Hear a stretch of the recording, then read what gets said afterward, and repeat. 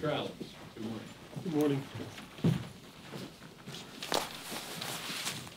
Good morning, everyone. I'm Congressman Joe Crowley, the chair of the Democratic. We had a very spirited discussion this morning about the Republican tax scam bill that is going to be up on the floor. This bill is about rewarding the wealthiest in our nation, as well as special interest corporations, at the expense of working Americans, working class Americans. The Hispanic Caucus has always been united on trying to pass a Clean Dream Act and give dreamers the bulk of the benefits go to the people who need the relief the least, further proving that the Republican Party is completely out of touch with what middle-class Americans deserve in terms of tax relief.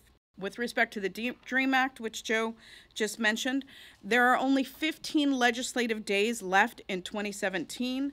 There is not a lot of time to get a legislative fix for DACA before the end of the year. So if Republicans and the president are serious about wanting to do something to provide certainty to DACA recipients, and if they're not just paying lip service to the 800,000 dreamers in this country, then they need to come forward with a serious plan immediately.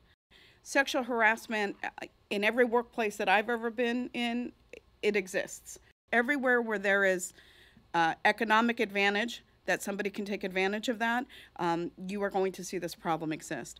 And I think that the sort of floodgates have been opened in terms of the people who are willing to talk about their experiences, and we can learn from that to figure out how do we tighten up the procedures to make it a fairer process for complainants, because I think many don't come forward because of the fear of reprisal, the fear of losing their job and the economic impact of that, the fear of being blacklisted throughout their career. And I think now is finally at that turning point in our country where people are starting to take complaints seriously, and people are starting to agitate for a fair process for those who have been the victims of sexual assault or sexual harassment.